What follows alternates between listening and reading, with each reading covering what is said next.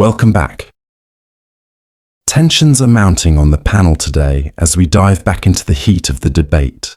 Joining us is Scott Jennings, who continues to be a central figure in these high-stakes discussions.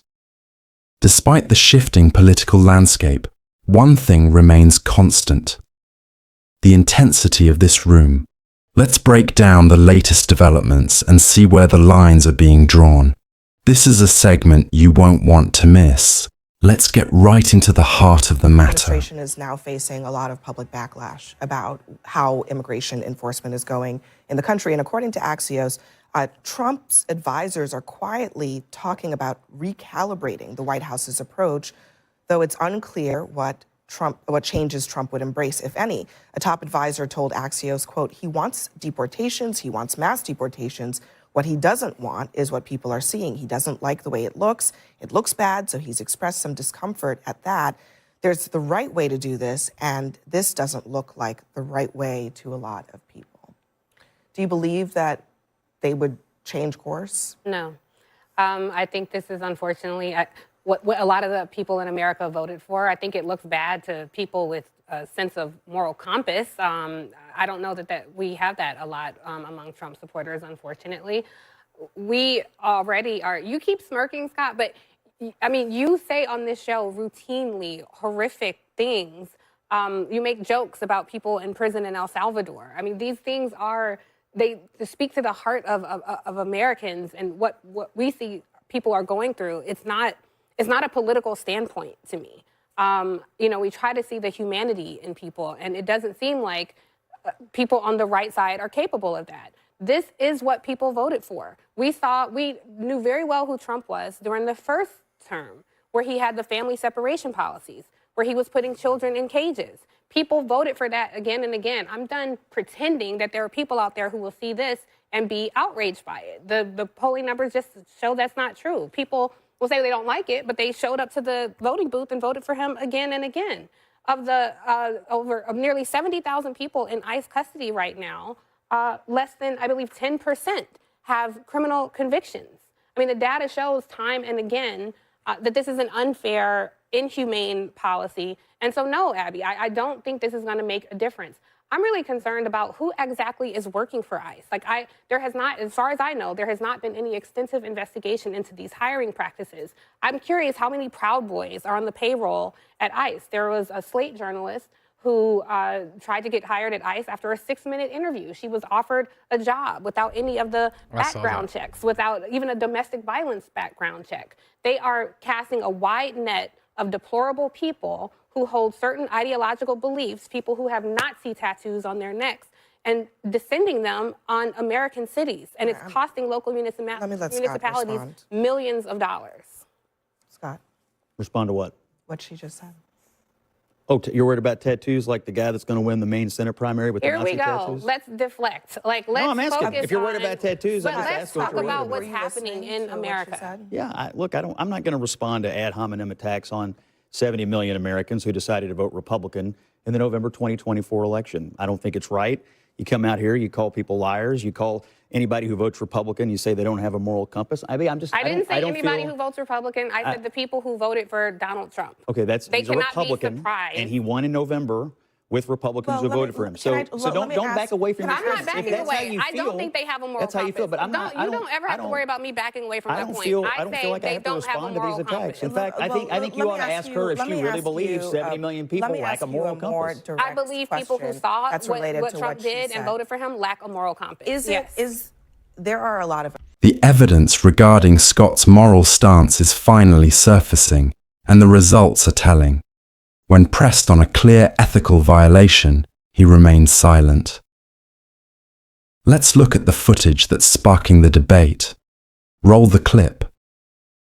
Yesterday, when he said that, he wasn't being sarcastic, he wasn't being hyperbolic, he was amplifying a conspiracy theory that I think you would agree puts a target on the back of Haitian immigrants, and that it is based on racism. Would you agree on that? Anti-black racism will be more pointed.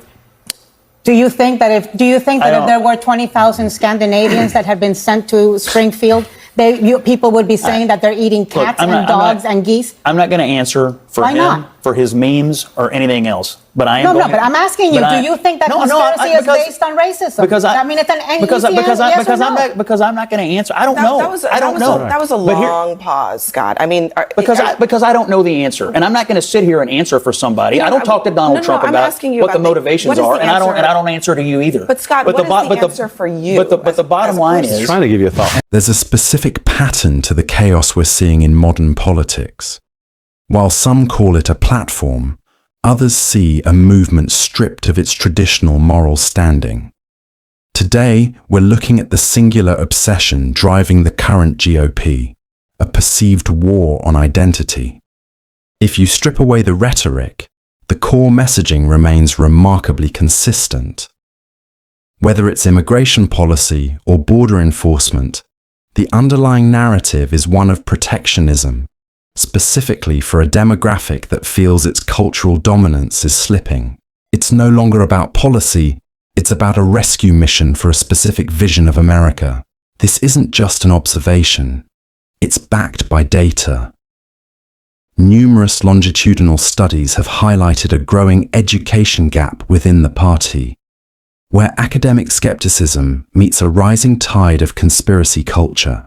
When you replace traditional conservative principles with a cycle of grievance, this is the result. And before we dive back in, I'll leave you with a clandestine special hot take. I'm starting to think the modern GOP has a problem with man's best friend. I don't have the data for that one yet, but the vibes are definitely off. Let's get back to the main story. Americans who actually do look at the way that ICE enforcement has been carried out, what seems to be sometimes the randomness, the capriciousness of it, and it does offend their moral compass. Are those Americans wrong? They're welcome to their opinion, and I'm sure there are people who don't like the immigration enforcement. A lot of Democrats don't want immigration laws enforced, or they think certain people ought to be allowed to stay in the country. Trump's been pretty clear that he thinks if you're in the country illegally, you should be deported. So you don't think anybody who, let me ask you, I mean, do you think that there are some people who are here in the country illegally, without status, undocumented, whatever you want to call it, you don't think that any of them deserve to have a chance to be here if they haven't broken any other laws? Look, I think the American people voted to end the illegal immigration crisis in this country, and that includes mass deportation. I'm asking you, Scott Jennings, do you think that there are some people in this country who might not have a legal immigration status who deserve to be in this country, who deserve an opportunity to be in this country? I think if they want to be in this country, they should go back and do it the right way. The immigration system is not so break the law. Broken, is that there's no line to get in. I think that there's a lot of folks who say you should do it the right way, and the right way 15 years ago was not the right way you do it right now. But I want to go back to what you started this with. There's a reason why in the Trump administration you see a little backpedal, whether they do it or not. Tiff, I'm telling you why that conversation is being had. We're less than 10 months from an election, and I've been asking voters in swing congressional seats, that's the only thing that matters in the upcoming midterm elections is congressional seats, the way they feel about the questions you just asked them too. And what Trump supporters have said to me and lots of other consultants are, yes, we want to see folks deported who have broke crimes, but they don't like what they're seeing on their TV every night because I've got to figure out how to make the TV ad to get them to vote for the Democrat after I hear that. There was a story that was being talked about a lot today because it happened on Wednesday night. A family was trying to get out of the neighborhood where there were ICE protests, and they got caught in the crossfire. They were pleading with ICE agents to let them go through. There was tear gas that was let loose near their car. They were driving with 6 of their kids. Their youngest child was hospitalized and couldn't breathe. That alone is pretty horrific. But then you had DHS sending a tweet that says, "It is horrific to see these radical agitators bringing their children to their violent riots. Please stop endangering your children." These are people who were living in a neighborhood. This is the type of thing that, to Tiffany's point, there's a lack of empathy that is coming from the top at the government level that seems to be a permission slip for people, ICE agents, federal officers on the ground to act in a particular way that wouldn't take into consideration a family trying to flee the chaos and allow them to get out. again, I'm talking about regular people who are sitting at home and they're watching the news and they hear things like that and they don't like it. And I just wonder, how can Republicans not see that as a political problem? Well, if they don't see that as a moral problem, at least a political despite problem. what Tiffany might think, I'm not blind. Yes, there are overzealous ICE agents, people who have spent far too much time watching Cops and Live PD, and they were once living vicariously through the screen, and now they get to be the big bad guy, and they're taking it a step too far. The White House and the administration absolutely needs to rein that in. You started this segment with blind quotes or comments from within the White House that they're concerned about this. The president himself is concerned with what he's seeing. We know that he is visually minded and he cares about pictures. He cares about images. And if he's seeing something that makes his administration look bad, that he thinks makes the administration look bad, he's going to take action. He can easily. A controversial statement has sparked debate about immigration policy direction. Let's examine what's really happening. The current approach to immigration enforcement represents a significant shift from previous administrations. While no policy era has been perfect, data shows a marked change in both tone and implementation. Multiple factors contribute to this shift. Policy decisions at the executive level set the tone, but they're amplified by media ecosystems and content creators who profit from divisive coverage. This creates a feedback loop where engagement metrics drive increasingly polarized content. Social media has fundamentally changed how political messages spread. Content creators across the political spectrum have discovered that controversial immigration coverage generates significant viewership and revenue. This incentive structure shapes what millions of people see in their feeds daily. The question facing Americans: are these policies achieving stated goals or serving primarily as political theater? Understanding the distinction matters for informed civic participation. What's your perspective on balancing border security with humanitarian concerns? Share your thoughts respectfully in the comments below. Fix this, because 10 years ago, maybe 15 years ago, and it happens in New York and it happened in many other states, the way ICE operated was they weren't deployed into villages. They weren't deployed into cities, boots on the ground like stormtroopers. They went to the courthouses. They went to the jails. They picked up illegal immigrants. Why can't they do that in Minneapolis? Why can't they do that all over the place? Exactly. Why can't they do that in Minneapolis? Because the sanctuary cities, and I'm going to agree with you on this point, the sanctuary cities precluded the federal government from doing that anymore. They used to do it. New York is a sanctuary city. So they used to do it in New York. Wait a minute. There's one point I want to make. We have the notorious Rikers Island jail. ICE had an office at the jail where when somebody was released from their sentence from prison and they were an illegal immigrant, they were immediately taken with the cooperation of the state, federal and state working together. They were taken into immigration custody immediately, gone through immigration proceedings, and shipped out of the country. That was a way that worked. It works all over the country today. But the federal government right now, but the Trump administration could employ, instead of sending 2,000 to 3,000. Wait, let me finish my point. They won't let them in the jails. Hold on, can you just let her finish her point? We can't even understand. Things are not working now. So there are 2,000 to 3,000 ICE agents there now or being deployed there in total. That's not working. Somebody died. Somebody else got shot. So if the government would even be willing to go back to the old policies and discuss them with Minneapolis, there's no discussion about anything. There's brute force and brute defense. Okay, sure, so you're going to anyway. Your point is this, that there should be cooperation between state, local, and the feds. Totally agree with you. In fact, there is cooperation. States and cities, locales all over the country are doing this. They are not doing it in Minneapolis because Walz and Frey and the Democrats who run the state and the city of Minneapolis will not permit it. The feds have been begging them to go into the jails in exactly the manner that you were prescribing. They're doing it all over the country. The reason you have 2,000 ICE agents in Minneapolis is because they have to catch illegal aliens on the streets, not in administrative transfers in the jail. But they're not doing that. They're not doing that. They're going after American citizens and stopping them and asking them to identify themselves as citizens of the United States. That is not a country I want to live in. That's not even American. We'll pick up on that very point when we come back from. Let's break down what's actually going on here, Because when you look at the facts, the inconsistencies become impossible to ignore. The administration claims this is about enforcing immigration law, but the pattern tells a different story. If this were truly about illegal immigration, why target Minnesota instead of border states like Texas or Arizona? Why focus enforcement in Somali communities rather than areas with statistically higher undocumented populations? Officials point to individuals in custody that ICE can't access. That's a legitimate concern worth addressing through proper legal channels. But here's the problem. Reports are emerging of street-level enforcement that appears to profile people based on appearance alone. That's not targeted law enforcement. That's something else entirely. The catalyst? A viral video that sparked national outrage. Now we're seeing federal resources deployed not where the numbers justify it, but where the political optics demand it. This raises serious questions. Why these communities specifically? Why now? And why aren't we seeing comparable enforcement in states with far larger undocumented populations?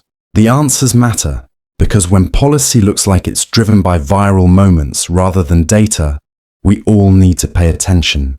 Let's examine the rest of the situation and what it means moving forward. The rest of this. I think you were saying, Tiffany, this is happening. We know that it's happening. We played earlier this week video of it.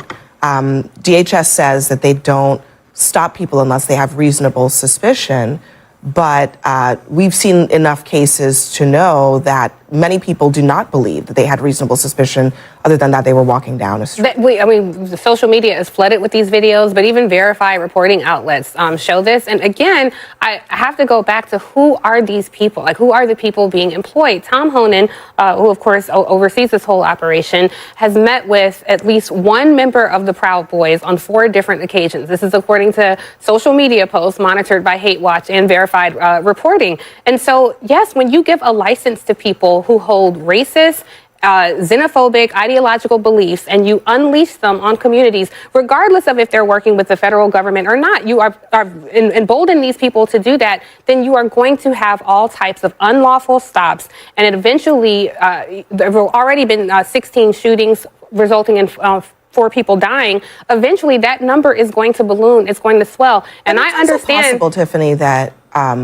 that this is just a policy that they've put in place in order to catch a dragnet, and they've been emboldened to do it because the Supreme Court, in that writing by Supreme Court Justice Kavanaugh, seemed to indicate that what he called brief stops for citizenship checks would be okay. But Kavanaugh has addressed that subsequently, and a lot of people have pointed out that this is happening with frequency, and also that DHS seems to be taking it to a pretty far extent, where a Somali woman was stopped, people are being stopped because they're Uber drivers and maybe they're brown or black or whatever it is.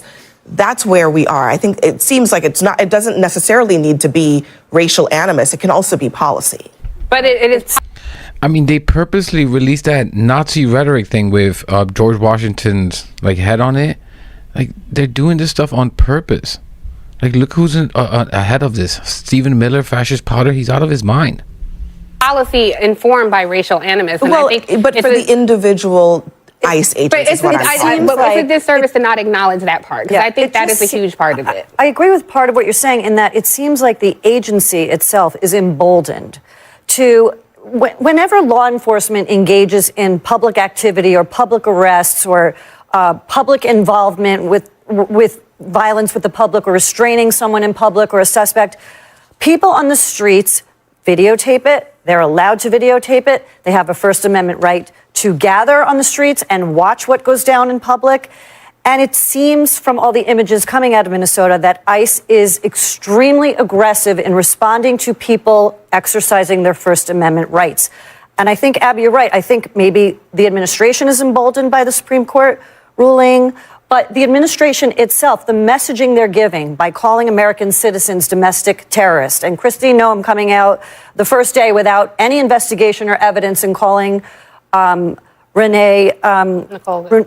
thank you, the victim of that stop, a domestic terrorist who perished in her car, it's not messaging that should be coming out of these departments. There's something else. The pattern is clear and deliberate.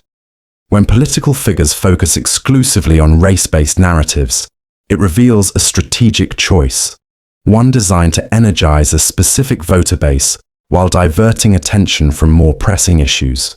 Take the recent focus on Minnesota's Somali community. This wasn't accidental. Political operatives identified an opportunity, a viral video that could shift the news cycle away from uncomfortable topics, economic concerns, controversial associations, and foreign policy missteps. The calculation is straightforward. Politicians understand their audience. They know which messages resonate and which distractions work. But here's what gets lost in these manufactured controversies: real tragedies affecting everyday Americans. A 37-year-old mother was killed, a story that deserved sustained attention but quickly faded from the headlines. I watched recent media appearances where this case could have been discussed. It wasn't. And that absence is exactly how we arrived at this moment. The real question isn't just what's being said, it's what's being ignored. When political theatre consistently drowns out substantive issues, we all lose. The news cycle moves fast, making it easy to forget. But some stories deserve to be remembered, and some patterns deserve to be called out. That's the conversation we should be having. At play here that we are totally walking past, and that is there's a reason why Donald Trump sent more troops in even after the Miss Good got killed, is because and again, I don't want to be crass and bring this back to politics, but it is a lot about politics, is they want to have this fight. Anytime Donald Trump's talking about law and order or deporting illegal immigrants or doing something that, quote unquote, keeping America safe, that's where he wants to talk. So he's not talking about the issues that CNN's reporting today that he's underwater on, which is the economy. But it seems like prices. To that point, this is a complete miss for them, because instead they're being forced to justify constitutional violations of people's rights. Their rights to protest, their right to live and walk around in their neighborhoods without having to produce proof of citizenship, for example. Well, there's obviously a dispute about what is legitimate protest and what is trying to impede and obstruct law enforcement and their duties. That's obviously a debate that's going on. Any idea how many people ICE has arrested and removed from Minneapolis in the last 5 weeks? 2,500. Rapists, murderers, pedophiles. How many? Gang members. Disgusting. How many of the 2,500 were rapists, murderers, over pedophiles? 2,500. That's arrest. I don't think No, that's total arrest. That just doesn't seem So you have the worst of the worst. Scott, that's being not the removed. number of all of those types of people, but just That's continue. inaccurate. That's a pretty big coincidence that those 2,500 people have conviction records for those particular offenses. It's inaccurate. And I honestly, Scott, when I So say stupid. it's a lie or I'm saying someone is a liar, it is not meant to be an insult. It is when you say things like that, it's just not true. Let me just ask I mean, you, if somebody's Scott, insulted, that's okay, but that's not my intention. I'm saying it might be an insult, but if you lie, then we should acknowledge that you're a liar. To clarify, are you saying That's that a the lie. number of people with serious violent criminal records is 2,500? I'm telling you that according to the Department of Homeland Security and their official statements, in the last 5 weeks, they have removed, quote, over 2,500 murderers, fraudsters, predators, and gang members, the worst of the worst So have from they Minnesota. substantiated that all 2,500 of those people fall into those categories? I'm reading you an official government you statement. recognize that there are many people that are being arrested that don't necessarily fit into those charges. Well, I'm sure some people... And that it would be important to know that before you characterize that such a large number of people as all being... Otherwise, that would be what we call a lie. It's your right to call the government a liar. No, I'm just... If you want to. I'm literally giving you the official government data that they're putting out. I'm not calling them a liar. All I'm saying is that I would like to see the actual hard numbers. They should release a list. They should release the charges, and we can see for ourselves what the divide is. And so if they were to do that, I'm not going to just go with a number that said the worst of the worst. That's not a charge. Okay, I want to know what Murder, people are charged with. I want to know fraud, what they're predators, convicted of, and I rapists, want to know the gang full members. list. And I've seen that they've released a disgusting. shorter list of people that they've actually produced names and charges and all of that stuff. It's a shorter list, a much shorter list. But I have not seen a list of 2,500 people. And I think if that list existed, we would need to know that before we could go with that number being characterized as the worst of the worst being taken out of Minneapolis. Also, breaking tonight. Recent statements from political commentators have raised serious questions about accuracy in immigration enforcement reporting. When figures shift from 74% to 100% overnight, it warrants scrutiny. Here's what we're examining. Officials announced approximately 2,500 arrests, citing various criminal offenses among those detained. However, the presentation of these statistics lacks crucial clarity. Were all 2,500 individuals charged with serious crimes? Or were these offences committed by a smaller subset within that group? The distinction matters significantly. Without transparent data breakdowns, it's impossible to assess the actual scope of criminal activity among those arrested. Context from available data. According to mid-November reports, approximately 75% of individuals in similar enforcement actions had no criminal records, not even minor infractions. This statistical baseline makes claims of 100% criminality among recent arrests mathematically questionable and deserving of verification. This isn't an isolated incident. There's a documented pattern of using immigration enforcement statistics to paint broad-stroke narratives without providing granular data. When numbers are presented without context or supporting documentation, it serves a specific purpose, shaping perception rather than informing the public. Why this messaging strategy works. Political messaging around immigration often relies on emotional appeals rather than detailed analysis. The Republican coalition, comprising roughly 90% white voters in recent elections, responds to specific narratives about safety and cultural change. This demographic reality influences how information is packaged and presented. There's a recurring theme in contemporary conservative rhetoric, portraying the majority as perpetually under threat. Whether it's immigration policy, diversity initiatives, or cultural shifts, the messaging consistently positions one demographic as victims of change, even when those changes occur far from their communities and don't directly impact their lives. Take DEI programs, for example. Data shows these initiatives disproportionately benefited white women, yet they're framed as attacks on white Americans generally. When officials claim 100% of arrestees committed serious crimes, but previous data shows 75% of similar populations had clean records, someone isn't being forthright. The public deserves transparent, verifiable data, not statistics designed to provoke fear. Critical thinking requires asking, where's the detailed breakdown? What crimes are we actually talking about? How many individuals committed which offences? Without these answers, we're left with numbers that generate headlines, but obscure truth.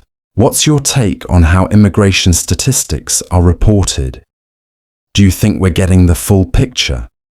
Share your thoughts below, and if you found this analysis valuable, consider subscribing for more fact-based breakdowns of political claims.